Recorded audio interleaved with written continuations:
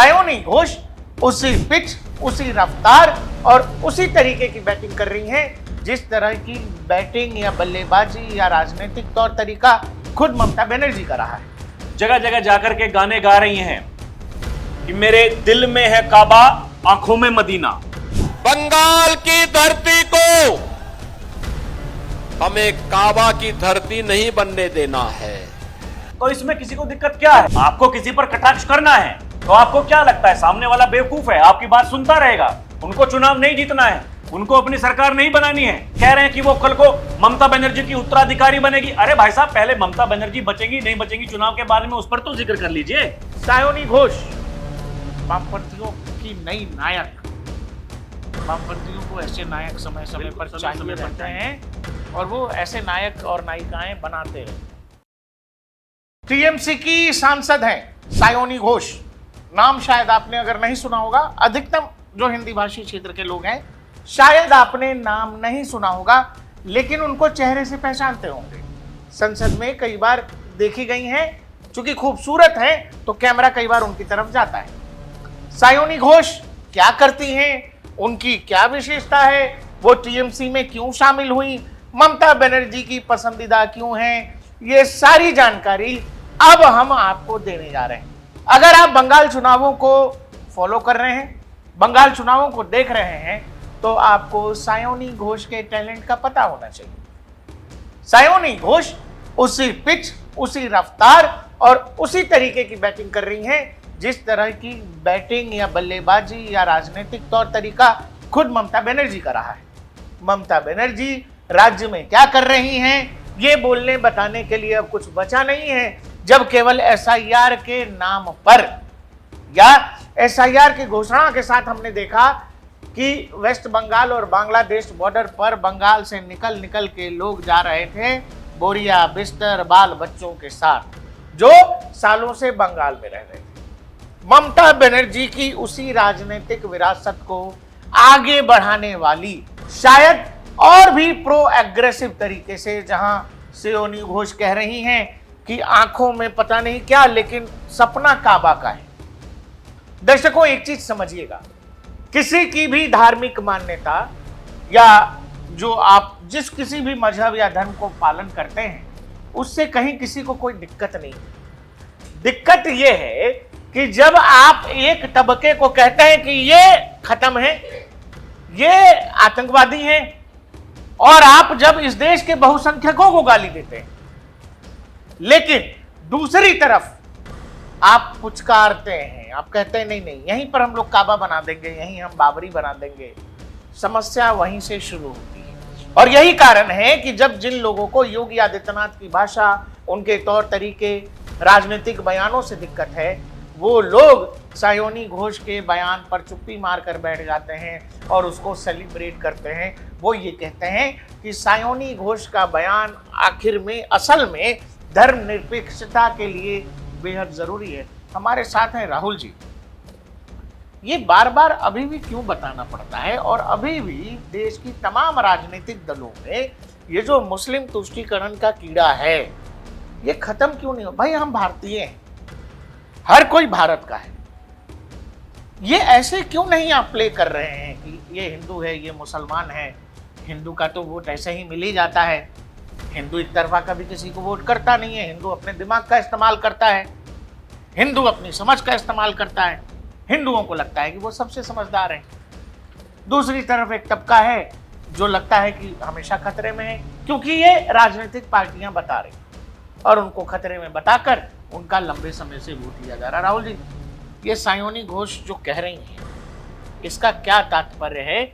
मतलब बढ़िया है ना, ये जो फिर एक तरह से वेस्ट बंगाल के कुछ जिले जो बांग्लादेश ही बन गए हैं करीब करीब, ये क्या उसी तरफ जाता दिख रहा है?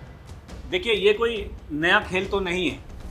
अब की बार जो बंगाल चुनाव को देख रहे हैं, जो वरिष्ठ पत्रकार हैं, बुद्धिजीवी हैं, फॉलो कर रहे हैं, वो देख रहे हैं कि भैया जमीनी हकीकत क्या है, क्या हो सकता है, क्या नहीं हो सकता है। ये साधारण सी बात है। बंगाल में अघोषित, मैं कह रहा हूं अघोषित जो मुस्लिम समाज है, उनके जो वोट बैंक हैं, आप कितना मान करके चल रहे हैं, कितने होंगे? 30%, 35%। इतना तो घोषित ही है भाई, हाँ, ये तो घोषित है, ये तो घोषित है। ये तो सॉरी घोषित है। और जो अघोषित है, आप सोचिए, ये जो कहते हैं ना कि ध्रुवीकरण की राजनीति कोई करता है, आप बताइए ये तुष्टीकरण की राजनीति करने का ये क्या मतलब है? ये क्या आप करना क्या चाहते हैं? अगर चुनाव आयोग को वहां सेंट्रल आर्म्ड पुलिस फोर्सेस इतनी कंपनियां भेजनी पड़ गई, वहां बख्तरबंद जो गाड़ियां आ रही हैं, हाँ भाई, उनको गुंडों को पकड़ने के लिए अगर ये संदेश दिया जा रहा है कि अगर 23 तारीख को घरों से बाहर आपको निकलना है, कोई आपको परेशान करेगा गुंडा, तो इस बार उस गुंडे को तुरंत उठा लिया जाएगा और होगा वही जो ये बता रहे हैं देश के गृह मंत्री अमित शाह, प्रधानमंत्री नरेंद्र मोदी, उत्तर प्रदेश के मुख्यमंत्री योगी आदित्यनाथ। अब ये जो मोहतरमा हैं, ये जो जगह जगह जाकर के गाने गा रही हैं कि मेरे दिल में है काबा, आंखों में मदीना, जब योगी आदित्यनाथ ने यह कह दिया कि बंगाल की धरती को काबा की धरती नहीं बनने देना है, तो फिर इतनी चिढ़ क्यों होती है? हाँ भाई, ये किस बात की खुजली होती है फिर? अरे भाई, जिस भाषा का इस्तेमाल कर रहे हो, आप कर रहे हो ना, आप तो ये जता रहे हो। देखिए, क्या टीएमसी पार्टी में मुस्लिम नेता नहीं है? क्या टीएमसी पार्टी में मुस्लिम नेत्री नहीं है? लेकिन आप समझिए दर्शकों, एक हिंदू नेत्री अगर वो जाकर के मुंह से उनके ये निकल रहा है कि भैया हम तो काबा भी और मदीना भी सब कुछ हमारे दिल और दिमाग में है, सब यही बना, सब यही बंगाल में हम करने को तैयार हैं, इसका मतलब क्या है दर्शक? और ये किसको रिझाने के लिए कर ये रहे हैं? क्या किसके करने लिए की कर रहे हैं? तैयारी है? आप इस बात को समझिए। अगर योगी आदित्यनाथ वहां जाकर के ये कहते हैं, ये मौलाना क्या बक रहे हैं, उनसे डरने की जरूरत नहीं है, ये माफिया आपको धमका रहे हैं, उनसे डरने की जरूरत नहीं है, कुछ दिनों का समय दीजिए, आने दीजिए डबल इंजन की सरकार, ये मौलाना, ये माफिया, ये आपकी चाटुकारिता करते हुए दिखाई देंगे, सड़कों पर झाड़ू लगाते हुए दिखाई देंगे, आपके लिए रास्ता तैयार करेंगे। तो उनके इस बयान से बड़ी दिक्कत हो जाती है। अगर योगी आदित्यनाथ ये कह रहे हैं 2017 से पहले जो हालात आज बंगाल में हैं, ठीक वैसे ही उत्तर प्रदेश में भी थे। आज उत्तर प्रदेश में, दर्शकों एक बात तो बताइए, उत्तर प्रदेश में मुसलमानों को दिक्कत क्या है? किसी को नौकरी नहीं मिल रही, खाने को नहीं मिलता, सरकारी जन कल्याणकारी योजनाएं हैं, क्या उनमें हिस्सेदारी नहीं है? अरे बहुसंख्यक वर्ग जो है उससे ज्यादा है, जितनी संख्या है उससे ज्यादा हिस्सेदारी है। इसका मतलब क्या है? इसका मतलब यह है कि आपको समान रूप से देखा जा रहा है, आपको अवसर उतने ही दिए जा रहे हैं जितने बहुसंख्यक वर्ग को दिए जा रहे हैं। तो फिर ये जो तुष्टीकरण की राजनीति है कि हम काबा, हम ये मदीना की धरती बना देंगे, टीएमसी की बात हुई नहीं है। ऐसा लगता है जैसे कोई रेस लगी हुई है कि मुसलमानों के दिल में सबसे ज्यादा कौन है, या फिर कौन मुसलमानों को अपने दिल में रखता है, कांग्रेस हो, टीएमसी हो, समाजवादी पार्टी हो।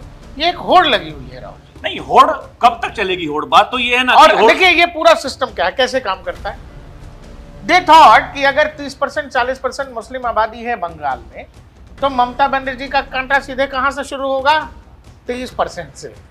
30 से एक, इधर उधर नहीं। मुसलमान बीजेपी को करने नहीं है वोट, 30 से शुरू होगा। फिर वो ये जानते हैं कि हिंदू समाज तो बटेगा ही बटेगा, उसका कुछ हिस्सा आ जाएगा, सरकार बन जाएगी। उत्तर प्रदेश जैसे राज्य में ये लोग जो सेकुलर धर्मनिरपेक्षता पर ज्ञान देते हैं, हर गलत को सही बनाने में लगे रहते हैं लोग। वहाँ गंगा नदी में बहुत तरह के गलत काम होते हैं, लोग करते हैं, लेकिन मैं कोई गंदगी कर रहा हूं और उसको कैमरे पर रिकॉर्ड कर रहा हूं, उसको जो लोग देखेंगे और जिनकी धार्मिक आस्था जुड़ी हुई है वो उससे नाराज होंगे। और जो नाराज हो रहा है उनकी गलती नहीं है, गलती मेरी है कि मैं उसको रिकॉर्ड कर रहा हूं। बावजूद इसके मेरी गलती को अगर कोई नेता, कि क्योंकि मैं मुसलमान हूं, कह रहा ना प्रकाश ने बहुत सही किया है, प्रकाश ने कोई गलत नहीं किया, इसी को कहते हैं तुष्टीकरण मेरे भाई। और वो ये सोचते हैं कि जो मान लीजिए उत्तर प्रदेश में 17-18% मुसलमान है, समाजवादी पार्टी ये सोचती है कि हमारा जो खाता खुलेगा वो सीधे 17% से शुरू होगा, बाद में हिंदुओं को जातियों में बांट दो, कुछ जातियां मिल जाएंगी, अखिलेश जी मुख्यमंत्री बन जाएंगे। इसी के विपरीत अगर आप बंगाल में देखें, ये तो आपने उत्तर प्रदेश की जो स्थिति है वो बताई, ये समाजवाद के नाम पर किस तरीके से लोगों को मूर्ख बना करके, आप समझ रहे हैं, समाजवाद के जी हम तो समाजवादी हैं, हम तो समाजवाद की बात करते हैं। बात यह है कि जो समाजवादी नेता थे, जिनको आदर्श मान के आपने अपनी पार्टी बनाई, उनकी कितनी बात मानते हैं आप, उनके नियमों का कितना पालन करते हैं? थोड़ा धूप में निकलो अखिलेश जी। अब थोड़ा दूर बंगाल पे निकलो। बंगाल में जो स्थिति है, देखिए बंगाल में कुछ अलग है दर्शकों। एक तो वहां बंगाली कल्चर है, लोग उसको भूलने को तैयार नहीं है कि देखिए हम बंगाली हैं, हम सबसे अलग हैं। तो ये होता है हर किसी के साथ में, थोड़ा वहां के लोगों के साथ भी दिक्कत है।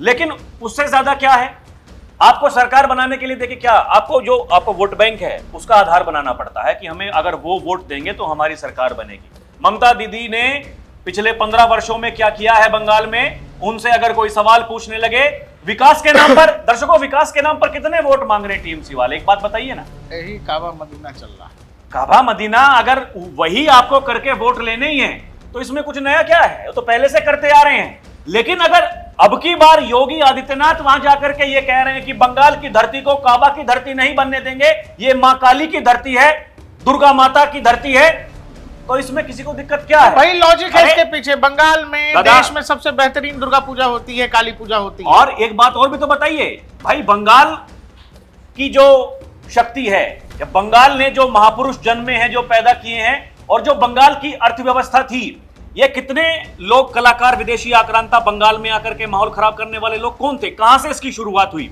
आप समझिए ना, आजादी के बाद एक मौका था जो कुछ लुट गया, फिर से उसको वापस करने का, लेकिन इन्होंने क्या किया? वो क्या कांग्रेस पार्टी हो, वो क्या वामपंथी हो, और क्या टीएमसी पार्टी हो, एक ही ये ढर्रे पर चलते रहे। आज भी सोच रहे हैं यही सब करने से काम बन जाएगा, लेकिन ऐसा नहीं होता है। विकास की बात कौन कर रहा?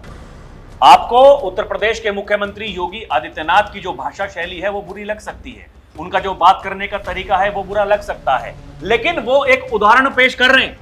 उत्तर प्रदेश में 2017 से पहले ऐसा होता था, आज उत्तर प्रदेश में ऐसा होता है।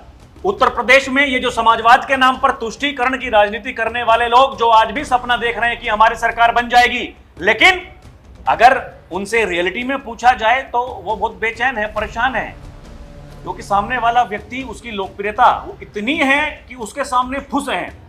आप समझिए, कोई व्यक्ति अपने घर से जब जाएगा, प्रकाश भाई एक सिंपल सी बात है, बंगाल के लोग हैं, अब उन्हें वोट करने के लिए जाना है, पहले चरण का मतदान कल है, वो क्या सोच करके जाएंगे? मुख्यमंत्री कौन बनेगा, सरकार किसकी बनेगी, यही सोच करके जाएंगे। टीएमसी की सरकार बनती है तो मुख्यमंत्री बनेगी ममता बनर्जी। पिछले 15 वर्षों में ममता बनर्जी ने क्या किया है सबको पता है।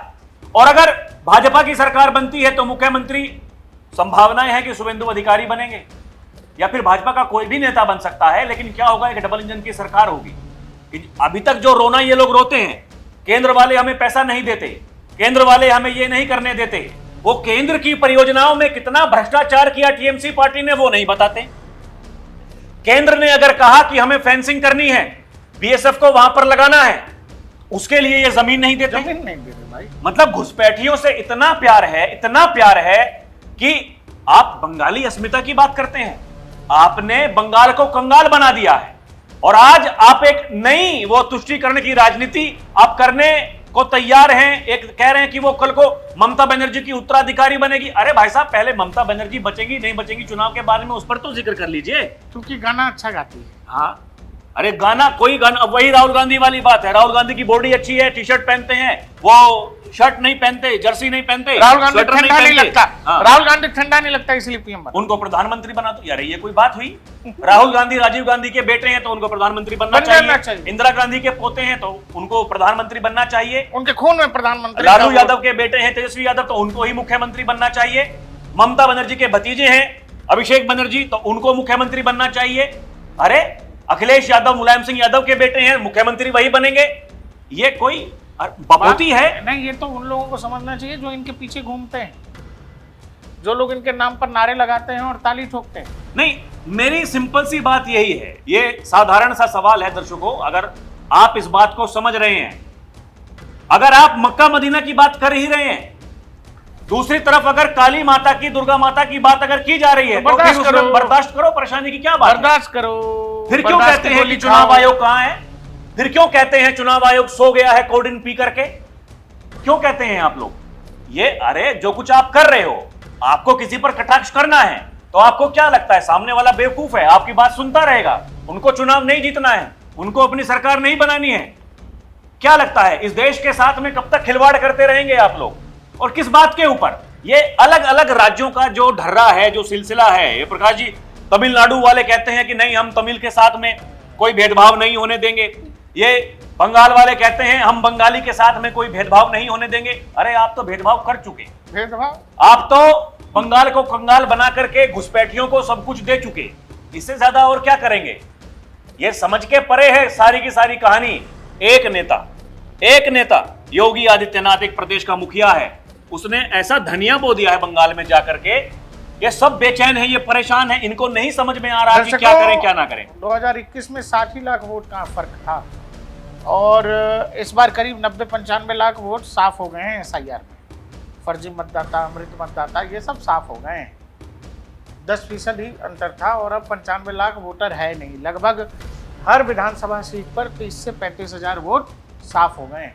आप समझिए बेचैनी क्या है। और उसमें जिस तरह की राजनीतिक रैलियों में भीड़, वो चाहे प्रधानमंत्री की हो या बीजेपी के अलग अलग नेताओं की हो, जिसमें लोग जा रहे हैं, तो बंगाल की राजनीति ऐसे नहीं है कि लोग सीधे चले जाएंगे रैली में। वहाँ जो रैली में जा रहा है वो खुद को रिस्क पर, खुद के परिवार को रिस्क पर रखकर ही जा रहा है। उसने तय कर लिया है कि हमको बंगाल में बदलाव लाना है, ये सोचकर ही वो जा रहा है उस रैली में। उसको पता है कि कल को अगर सरकार नहीं आएगी और मौजूदा सरकार फिर से रिपीट हुई तो उसके साथ क्या होने वाला है, ये जानकर भी वो जा रहा है। इसीलिए जो लोग बंगाल पर ज्ञान देते हैं यहाँ दिल्ली में बैठकर, सच ये है कि वो लोग बंगाल का कोई सच आपको बताते ही नहीं। अरे जो ये जा करके माइक लेकर के वहां मृतक जो थे उनको ढूंढ रहे थे, बिहार में जब SIR चल रहा था कि मैं अब सीमांचल में जा रहा हूं, जाओ मैं अब कटिहार में जा रहा हूं, वहां तो जज को बंद कर दिया, कहीं आपको मैं अब किशनगंज में जा रहा हूं, जाकर के वहां ढूंढेंगे कितने लोग हैं जो मृत हैं, कितने हैं जीवित हैं जिनके वोट कट गए।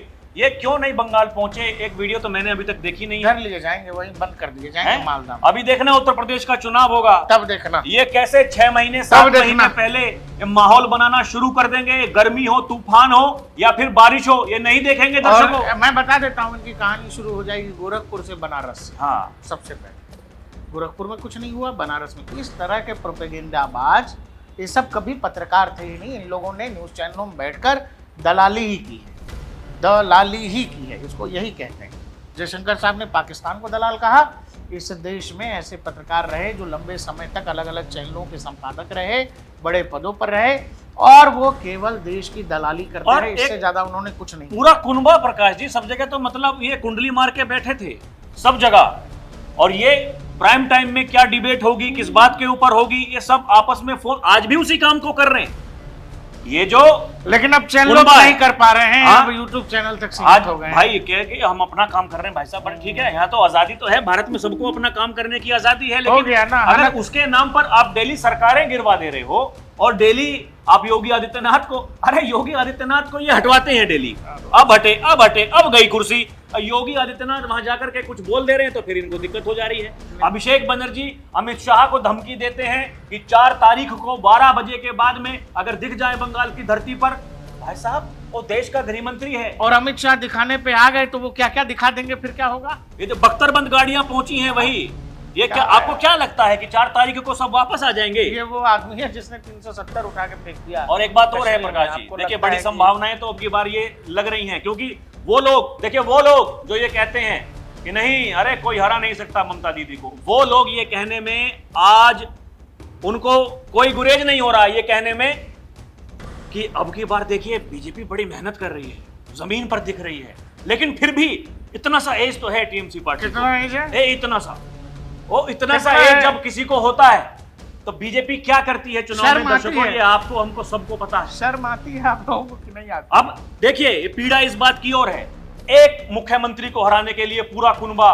पूरा बीजेपी का संगठन, अरे है उनका संगठन, भाई तुम भी बनाओ, बना लो आप भी, बनाओ। ऐसे ही उन्होंने बिहार में किया, एक युवा को हराने के लिए, एक तेजस्वी को हराने, एक तेजस्वी को हराने के लिए बीजेपी का पूरा कुनबा। अरे भैया वो ऐसे ही फाइट ही करते हैं, इसमें कोई किंतु परंतु है भाई। उनके पास मोदी है, उनके पास योगी है, उनके पास अमित शाह है, तुम्हारे पास तेजस्वी यादव है। अरे इनके पास में बंगाल में ये घोष हैं, ये क्या नाम है, सयोनी घोष, तो काबा वाले। अब 11 खिलाड़ी खेलते हैं क्रिकेट टीम में, अब किसी टीम में सचिन तेंदुलकर, वीरेंद्र सहवाग, महेंद्र सिंह धोनी, विराट कोहली हैं तो हैं, किसी टीम में बाबर बबरी है, तो जिसके पास बबरी है वो बबरी के साथ खेलेगा। तुम लोग इतना परेशान क्यों होते हो यार? थोड़ा अपनी शक्लें देखा करो। घर में वॉशरूम है, शीशा जहाँ हो वहाँ शक्लें देखा करो कि आप लोगों ने इस देश में पत्रकारिता के नाम पर लंबे समय तक किया क्या है। और आज जब सब कुछ साफ है, सब कुछ दिखता है कहाँ क्या हो रहा है। अरे भाई, इनको फिल्म सिटी जाने में लगता था 4 घंटा इनके घर से, अब बन गया है वहाँ एक्सप्रेस वे। इसी की शर्म कर लो, तो घर भी इतनी वही ही है शर्म बगल कर में। लो। हाँ, इतनी ही शर्म कर लो भाई। खैर अब तो फिल्म सिटी से वास्ता भी नहीं रहा, अब तो यूट्यूब ही है, घर में बढ़िया अपना चल रहा है। दर्शकों, सायोनी घोष वामपंथियों की नई नायक। वामपंथियों को ऐसे नायक समय समय पर बिल्कुल, चाहिए समय पर रहते चाहिए। हैं और वो ऐसे नायक और नायिकाएं बनाते रहते हैं। इस पूरे विषय पर आपको क्या कहना है, हमें कमेंट सेक्शन में ज़रूर बताइएगा। साथ ही आपको क्या लगता है कि 4 मई को नतीजे क्या होने वाले हैं? इतना सा एज है कि इतना है? बताइएगा कमेंट सेक्शन में। देखते रहिए DN PTR, हर खबर भरोसे के साथ।